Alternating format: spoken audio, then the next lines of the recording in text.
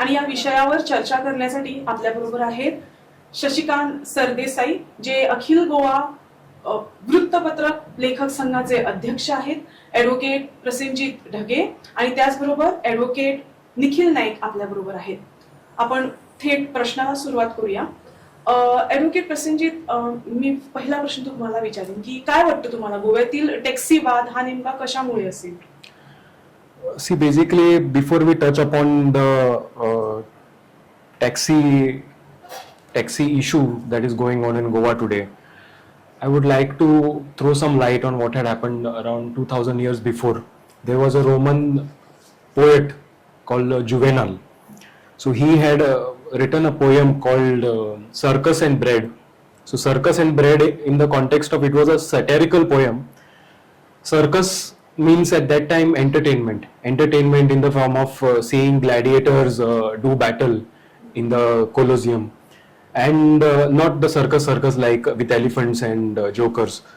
And bread means basic needs like water, safety, roof on top of head, and food. This was bread. So what he said is, if the emperor can't provide bread to his masses, then he can engage them and distract them with circus. And this is the situation that is going on in Goa, unfortunately. Not only with the current government, but since the time this taxi issue has come in Goa, none of the governments have tried to really sit across the table with the taxi unions and taxi brothers to understand what they want. I mean, right now the taxi aggregator bill had come in the month of May. The bill that was submitted to the taxi drivers, that bill said that maximum profit will be given to the taxi drivers. The bill that was introduced later on, it said that the profit sharing will go to the taxi aggregators. So somewhere there is no trust between the taxi operators and the MLAs. And on top of that, there are some people right now. Everybody believes that Ola and Uber should come in Goa. Why? Because all the metropolitan cities like Mumbai, Pune, Bangalore, they have Ola and Uber. But they are not understanding that these cities cannot be compared with Goa. Their population exceeds 1 crore. Within a very small area, their population exceeds 1 crore. So even the local people over there, they are using taxis. I want to ask your viewers, how many of them actually use taxis in Goa? Each and every person has a two-wheeler, or they have a four-wheeler, which they use. Shashikant sir, तुम्हाला काय वाटतं? जसं प्रसेनजित ढगेने म्हटलेलं आहे की हा विषय जो आहे त्याचा एक सर्कस झालेला आहे. सरकारने वेळीच यामध्ये हस्तक्षेप केला पाहिजे होता का, असं तुम्हाला वाटतं? पहिल्यांदा मी प्रसन्नजितच्या त्याने जे उदाहरण दिलं त्याच्याशी मी 100% सहमत आहे. कारण आणि त्यामुळे मला असं म्हणायचं आहे की या सरकारचं डोकं ठिकाणं काय करू, हा मला प्रश्न विचारायचा वाटतो. कारण प्रत्येक वेळी टॅक्सी ड्रायव्हर टॅक्सी याच्यात मागे हे सरकार का लागलेलं आहे? आता अलीकडे यांनी सांगितल्याप्रमाणे त्यांनी तो काय ऑर्डिनन्स काढलेला आहे, त्याच्यामध्ये ॲग्रिगेटर की काहीतरी, मला सांग ॲग्रिगेटर वगैरे गोव्यामध्ये कशाला पाहिजे? हा साधा विषय या लोकांना मंत्रिमंडळाला जर कळत नसेल तर ते नालायक आहेत सरकार चालवायला. यांनी आता काय सांगितलं की पुणे, मुंबई, दिल्ली, बेंगलोर या शहराची आणि गोव्याचा कसं काय तुम्ही कम्पेअर करू शकता? पणजी सिटी आणि दिल्ली सिटी एक होऊ शकते का? पणजीमध्ये 40-50 हजार लोक आहेत. पणजीमध्ये कोणाच्या घरात गाडी नाही असं एकही घर तुम्हाला मिळणार नाही. पणजी मधले किंवा गोव्यामधल्या पण उडे किती लोक टॅक्सी वापरतात, म्हणजे टॅक्सी शेवटी टुरिस्ट लोक जास्त वापरतात. मग तर टुरिस्ट लोक जर वापरतात तर टुरिस्ट लोक हजारो रुपये, लाखो रुपये खर्च करून गोव्यात येतात आणि टॅक्सीवाल्याने त्याला लुटतात. कोण? टॅक्सीवाले. अरे लुटतात कसे? तुम्हीच त्याला तर काय म्हणतात रेंट किती घ्यायचं तर तुम्ही दिलेलं आहे त्यांना, तेवढंच घेतात ते, त्याच्याविषयी जास्त घेत नाही. तुम्ही जाऊन बघता का ते घेतात तेवढं? कंप्लेंट कोण करतो तुमच्याकडे? कंप्लेंट दाखवा कंप्लेंट. माझं त्याला स्पष्ट मला सावंत सरकारला, मी शशिकांत सरदेसाई सावंत सरकारला आवाहन करतो की त्याने कोणी दिलेली एक कंप्लेंट जाहीर करा पेपरमध्ये. की हा माणूस गोव्याचा आहे आणि त्यांनी कंप्लेंट केली. टुरिस्टची कंप्लेंट एक सुद्धा नसते. कधी टुरिस्ट कंप्लेंट करत नाही. कंप्लेंट यांच्याच असतात. मध्यंतरी त्या लोकांनी मीटर लावले, मीटर टॅक्सीला लावले. कशाला लावले तर ठराविक भाडं घेण्यासाठी. मीटर आल्याकडून लावले आणि टॅक्सीवाल्याकडून किती पैसे वसूल केले? 11,000 रुपये. बाजारामध्ये तोच मीटर 3,500 रुपयात मिळतो. मग तुम्ही काय 8,000 7,500 कोणाच्या खिशात गेले? पण हे तुम्ही टॅक्सीवाले लुटतात त्या तुम्ही लुटणार तुम्ही आहात, टॅक्सीवाले नाहीत. कोणच लुटणार नाही. आणि यांनी सांगितलं तर तसंच की सरकारला जेव्हा लोकांना फीड करता येत नाही ना तेव्हा मग सर्कस तयार करतात. ही सर्कस आहे. निखिल बाब, तुमका कितें दिसता जे टॅक्सीवाले परत परत आपलो मुद्दो मांडटा, त्यांच्यो समस्या सांगता, तुमकां दिसता की त्यांच्यो समस्या ह्यो खऱ्योच जेन्युइन आसा? पयली म्हटल्यार thank you for inviting me to the discussion on this हो इश्यू जो आसा पळय क्रक्स इश्यू आहा गोंयांत सद्याक तरी हो हायलायटीचेर आहा. ते ह्या इश्यूचे दोन पार्ट आहा. फर्स्ट पार्ट लिगल पार्ट आनी second part socio political part. Legal पार्टाचेर गव्हर्नमेंटान ह्यो गायडलायन्स इश्यू केला, ह्यो पब्लीश केला, ऑफिशियल गेजेटाचेर पब्लीश केला. आयच्या टायमार ऑफिशियल गेजेटाचेर पब्लीश करपा खातीर हे बिल पास जावचें पडटा. हे सगळे एसेंट दिवचें पडटा प्रेसिडेंटान गव्हर्नरान. ते जातकूच हे पब्लीश जाता. आयच्या तेंपान गव्हर्नमेंटान डायरेक्ट ह्यो गायडलायन्स पब्लीश केला. आनी सेकंड लिगल पॉयंट पळोवंक वचत जाल्यार ते सांगता कितें तुमकां 30 का 60 दीस कितें आमी दिता, तुमचे कितें आहा ते ऑब्जेक्शन तुमी दिया म्हणून. पण तेच्या वांगडा सेक्शन 21C सांगता कितें ह्यो गायडलायन्स आयच्यान चालू जाल्यो. ह्यो स्वताच्यो गायडलायन्स तेंच्यो दोन कॉन्फ्लिक्टिंग इश्यू आहा. ते म्हणटा तुमी पयली ऑब्जेक्शन दिया आनी सायमल्टेनियसली दुसरें सांगता कितें ह्यो गायडलायन्स आयच्या तेंपान चालू.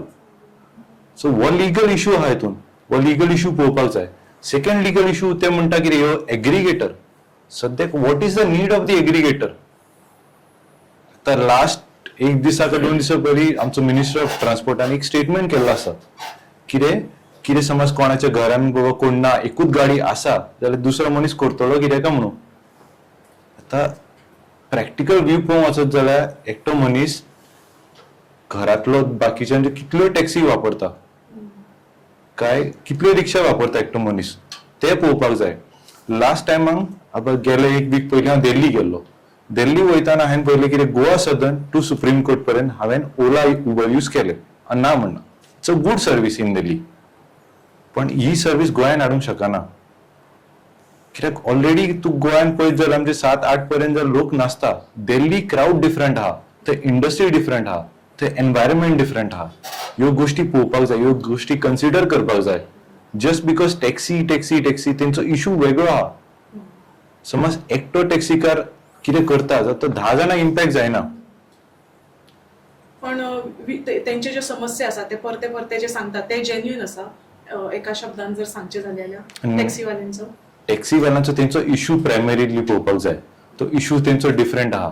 तेंचो aggregator issue is the government issue. तेंचो प्रायमरी क्रायसिस कितें आहा ते एकटे समज पायता बाय मिस्टेक थंय कितें जाता तेंच्यो जाल्यार ते डिफरंट आहा. पण सोशो पॉलिटिकल पळयत जाल्यार हो सद्याक टॅक्सी एग्रिगेटर गोंयांत गरज ना. गोंयची पॉप्युलेशन कमी आसा. तीनही पॅनलिस्ट आहेत आपल्या बरोबर, त्यांचं एकच मत आहे की गोव्यात एग्रिगेटरची आवश्यकता नाही. आणि त्या बाहेर त्यांच्या ज्या समस्या आहेत त्या लिगल समस्या आहेत, त्या बसून सरकारनं टॅक्सी चालकांबरोबर राहून विचारविनिमय केल्यानंतर ते सोडवणं अपेक्षित आहे असं मत आता मांडलेलं आहे. ऍडव्होकेट प्रसेनजीत ढगे, मला असं विचारायचं आहे की तुम्ही मगाशी विषय अगदी सविस्तर मांडलेला आहे की गोव्यामध्ये टॅक्सीची गरज, टॅक्सी म्हणजे ऍप बेस्ड टॅक्सीची गरज नाही. मग पर्यटकांना पारंपरिक टॅक्सीचीच सेवा घेणं योग्य आहे का, की टेक्नॉलॉजीवर आधारित नवीन काहीतरी आलं पाहिजे असं वाटतं तुम्हाला? See, recently the president of Goa Chamber of Commerce and Industries made a statement saying that aggregators and app-based taxis is not just a luxury, it's a necessity. But we need to ask necessity for whom? Goans. Because Goans are not using taxis. And we already had aggregator-based taxis, app-based taxis like Goa Miles and Goa Taxi app. And the Goa government had practically given them monopoly over Goa. Do whatever you want, operate as wherever you want. But still we are saying that they are not becoming as successful as the other taxis are, normal taxis are successful. And the fact of the matter is that these taxi operators who are operating without the app, they have built an ecosystem. Now, for example, if a taxi wants to go from Mopa airport to Mapsa, then he will drop his client to Mapsa and he will take return back fee from there. He will not take a customer from Mapsa. If the customer wants a taxi to go to Mopa or Dabolim, he has to take it from Mapsa and go there. So this is an ecosystem that has been built with cooperation and understanding with each other, other taxis. So why do we need to disturb this? No doubt there are instances wherein we see that the taxis are seen speaking rudely to the customers, or even there are some videos that they are speaking rudely with the Goa Miles operators. But these are isolated instances. They can be resolved sitting across the table. Getting taxi in Goa, taxi aggregators in Goa is not going to benefit Goa at all, because if you go from Mopa to Mapsa or Dabolim to Panji, the taxi charges you around 1,200. Now, which takes around 45 minutes, 30 kilometers. If you go in Mumbai, same time, 45 minutes, you go for around. In Mumbai, the traffic is so much that even 8.5 kilometers will take you 45 minutes, but they charge you 500 for that. And on top of that, if there is high demand in certain area for taxis, especially app-based taxis, then they increase the fare in that area. What about that? Nobody is talking about that. People only feel that if app-based taxi comes to Goa, it is going to solve all of the problems. And these are capitalist-centric people and models. If they come to Goa, they are not going to focus on the convenience of Goans. They are only going to focus on profit. Shashikant sir, तुम्हाला काय वाटतं की सरकारने permit म्हणा किंवा दरवाढ जी आपण आताच म्हटलेलं आहे की गेली अनेक वर्ष ही टॅक्सीवाल्यांची दरवाढ केलेली नाही, कितीतरी वर्ष ते त्याच रेटमध्ये पर्यटकांना सेवा पुरवतात. सरकारने काय पाऊल उचललं पाहिजे असं वाटतं तुम्हाला? काय माहिती का, पहिली गोष्ट म्हणजे तुम्ही जो विषय असतो ठेवलाय ना, गोव्यातील टॅक्सी सेवा सुधारणा की संघर्ष, त्याच्यात सुधारणा करण्याचं सरकारचं काही दिसत नाहीये, संघर्ष करण्याचं जे त्याच्यात दिसत आहे. आता यांनी प्रसंग जे सांगितलं की गोवा चेंबर ऑफ कॉमर्सचे अध्यक्ष ते सांगतात की it is compulsory, aggregator in Goa is compulsory. या मॅडम कधी टॅक्सीतून गेलेले आहेत का, हा मला त्यांना प्रश्न विचारायचा. त्या मॅडम आहेत, मला माहिती आता जे अध्यक्ष कोण आहेत ना त्या मॅडम आहेत, त्या मॅडम कधी टॅक्सीतून गेल्या हे त्यांनी सांगायचं. आणि मग तो ऍग्रिगेटर लावल्यानंतर ते किती वेळा टॅक्सीतून जाणार ते त्यांनी सांगायचं. त्यांच्याकडे 1750 गाड्या असतील एक जण. रेट बद्दल, रेट आज जर तुम्ही कुठल्याही हॉटेलात चला, 2 रुपये चहा होती, मग 5 रुपये झाला, मग 10 रुपये चहा झाला. आज तुम्ही हॉटेलात 20 रुपये चहा झाला. त्याला कोण विचारतो तुम्ही 20 रुपये चहा का केला? तो कुठल्या हॉटेलला कुठला असू दे, सरकार जाऊन त्याला विचारतं का की बाबा रे तुम्ही 20 रुपये चहा काय, गरीब लोकांना परवडत नाही तो 20 रुपये चहा? नाही विचार. टॅक्सीवाले हा त्यांचा एक एम, जे गोळी मारायची तर टॅक्सीवाल्यावरच मारायची. मग त्यांचे तुम्ही रेट वाढवून द्या, किंवा ते जे रेट घेत आहेत की नाही ते तर तुमच्याकडे जास्त वाटत असेल तर कन्फर्म करा. एवढं घेऊ शकत नाही. यांनी आता जर सांगितलं प्रसंग की साधारण 1200 ते 1500, मी सांगतो की इथून पणजीहून जर तुम्ही एअरपोर्टला जाणार असाल तर taxis different type of taxis असतात. मोठ्या टॅक्सी, धाकट्या टॅक्सीज, लहान टॅक्सीज, आणखी लहान टॅक्सी. तर तुम्ही ज्या टॅक्सीची म्हणजे सेवा घ्याल तर साधारणपणे 1500 ते 1800, जास्तीत जास्त 1800 ची लक्झरी कार, मस्त कार 1800. मग 1800 ज्या माणसाला परवडत नाही पणजीतून यायला द्यायला किंवा एअरपोर्टला किंवा एअरपोर्टवरून पणजी द्यायला, तर त्या माणसाला तिथे काळ्या पिवळी टॅक्सीज असतात ना, तर काउंटर आहे तिकडे. त्या काउंटरवर चला, तुम्ही काही पिवळी टॅक्सी घ्या, 1000 रुपये 1200 रुपये त्याचे काय होतील तर त्यांना द्या, तुम्ही घरी पोचता ना. पण त्यामुळे स्टेटस आहे ना तुमचा. मग तुमचा जर स्टेटस असेल तर त्या स्टेटसवर त्या टॅक्सीवाल्याने तुमचा जो स्टेटस तो पाळतो, मग तुम्ही त्याला का नाही पेमेंट करत? आणि त्याला जर ते पेमेंट करत असेल तर तुमच्या पोटात का दुखतं? सावंत सरकारच्या पोटात का दुखतं? सावंत सरकार टॅक्सीवाल्याच्याच मागे का लागलेलं आहे? सावंत सरकारमध्ये चोर लुटारू नाहीये, सरकारमध्ये लोक चोरतायत, लोकांना लुटतायत आणि त्यांना टॅक्सीवालेच दिसत आहेत. निखिल, तुमका किती दिसता की हो टॅक्सी चालकांचा जो विषय असा तो कायद्यानूच सुटतलो की संवादाचीच गरज असा, किती दिसतं? आयच्या तेंपान संवाद करून पळयलो तेंच्यांनी. रिसंटली एक स्टेटमेंट येयलो कितें सीएमान स्टेटमेंट केलो की ओला आनी उबर येना म्हणून गोंयान. आतां येना जाल्यार तर Y taxi aggregator is required. हो जो टॅक्सी बिझनेस आहा तो एक 10 वर्साचो 15 वर्साचो बिझनेस न्ही. हो बिझनेस खूब वर्सां पयलींसून केल्लो आहा. सो जेन्ना आमी हो टॅक्सी इश्यू पळयता, आतां रिसंटली समज मिटर काडले गव्हर्मेंटान की तुमी मिटर घाला म्हणून टॅक्सी.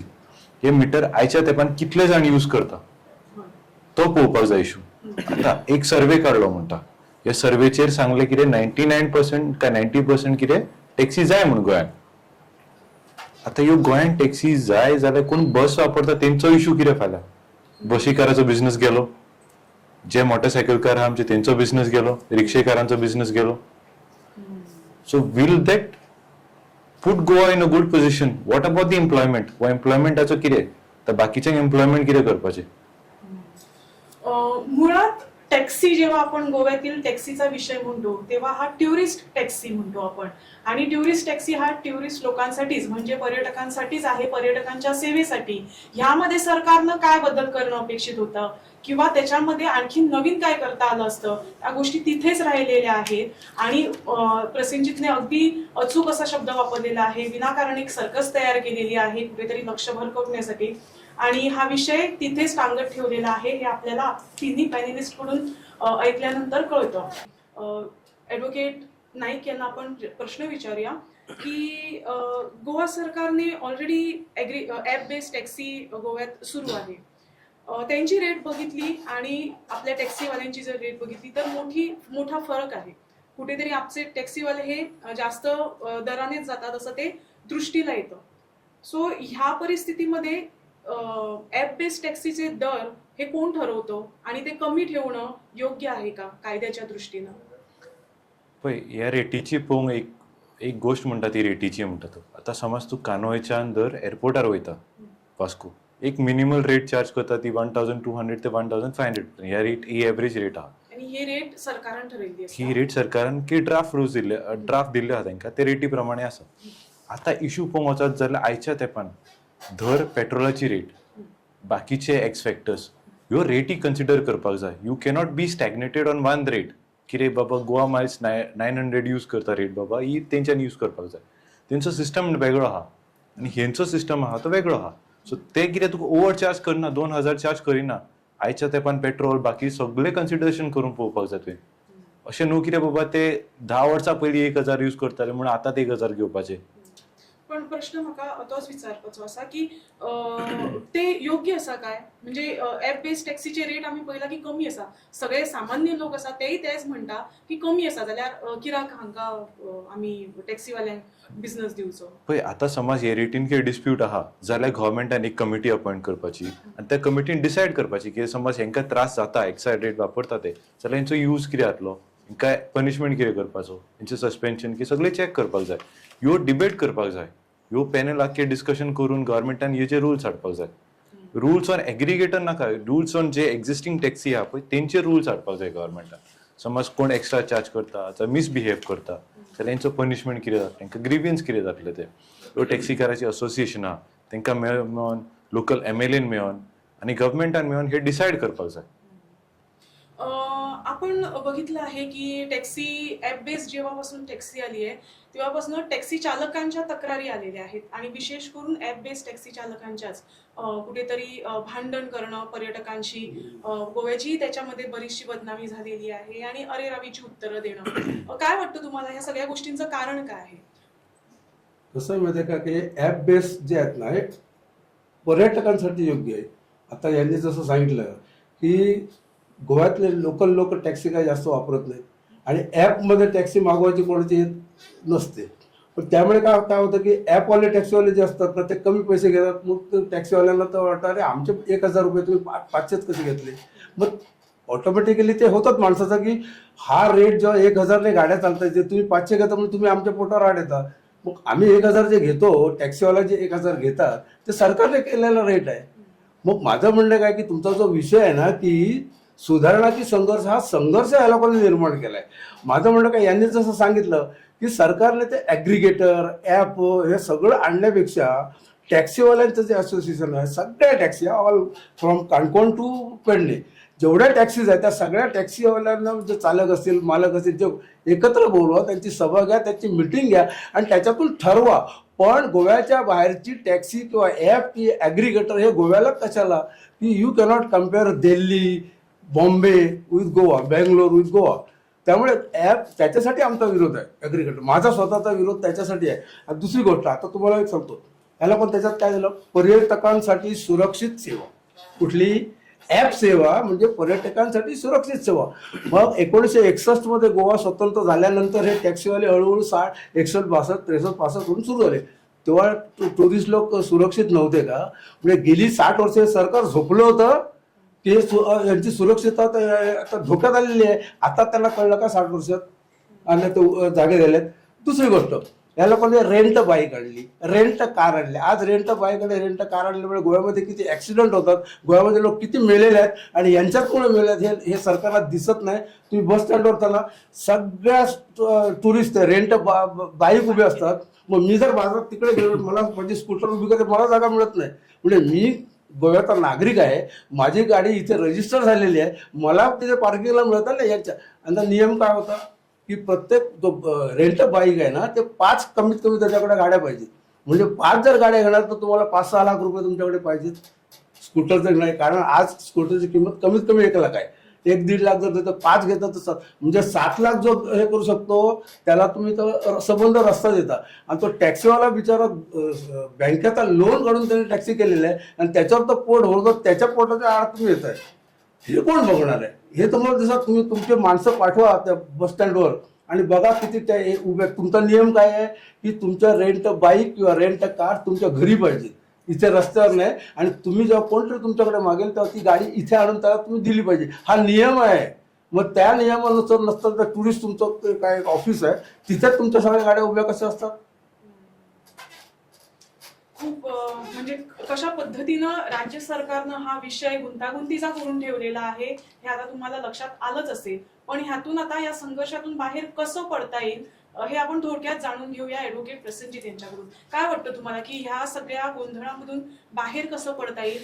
आणि विषय तोच आहे की मॉडर्न टेक्नॉलॉजी तुम्ही ऍक्सेप्ट करा असं त्यांना परत परत सांगितलं जातं. तर मॉडर्न टेक्नॉलॉजी म्हणजे नेमकी काय ऍक्सेप्ट केली पाहिजे टॅक्सीवाल्यांनी असं तुम्ही सांगा. Modern technology should go hand in hand with the people, with the human resource. All these cab aggregators, Ola, Uber, Zoomcar, they are currently developing driverless taxis internationally. So do you mean to say, now of course driverless taxis are any days more safer than human taxis because humans are prone to error. But does that mean that we make all the taxi cars unemployed? No. So somewhere we need to see that the balance is maintained between technology and the demands of the taxi operators. These days, everybody calls taxi operators taxi mafia. This taxi mafia, no, they are always sushegat. They are always sitting in their taxis and they don't do any business. But people don't know that when these taxi cars, they are sitting outside hotels or outside railway stations, they are in a queue, they are maintaining a discipline. So whoever goes, when a customer comes, whoever is the first taxi, according to the serial number they go. They are not there to do time pass. They have to feed their family. Some of them are the sole bread earners of their family. So I think this taxi mafia is a big misnomer, and people should stop calling taxi cars as taxi mafia. And coming back to your question, how can we integrate technology with taxi cars? Now there are already Goa Miles app is there. As I mentioned earlier, that Goa government has practically given monopoly to these apps, Goa Taxi app and Goa Miles. So we have to study why they are not becoming successful, or why they are not at par with the other taxi operators, and somewhere find a balance between them. Because once we get Ola and Uber, they come in with venture capitalists and they run business in losses because they have somebody funding them. So they run their business in losses, and that is why they are giving cheap fares to customers. But at what cost? At the cost of other taxi operators. Everybody wants to see their convenience, but nobody wants to step in the shoes of taxi cars and see things from their perspective. खूप चांगला प्रश्न प्रसेनजित ढगेने आमच्या समोर ठेवलेला आहे आणि प्रत्येकानं त्याच्यावरती विचार करणं गरजेचं आहे. ऑलरेडी एक ॲप बेस्ड टॅक्सी गोव्यामध्ये कार्यरत आहे. ती यशस्वी का होत नाही यावरती प्रत्येक गोमंतकीयाने विचार करणं गरजेचं आहे असं प्रसेनजित ढगेने सांगितलेलं आहे. त्याचबरोबर इतरही जे पॅनेलिस्ट आहेत त्यांनी सांगितलेलं आहे की सरकारनं कुठेतरी हा विषय सगळ्या टॅक्सीवाल्यांना एकत्र घेऊन सोडवणं गरजेचं आहे. ही चर्चा आपण इथेच थांबवणार आहोत. इतर घडामोडींसाठी तुम्ही पाहत राहा इन गोवा 24 तास आणि तुम्ही आमच्या स्टुडिओमध्ये आलात आणि आम्हाला माहिती दिल्याबद्दल तुमचे सर्वांचे आभार. नमस्कार.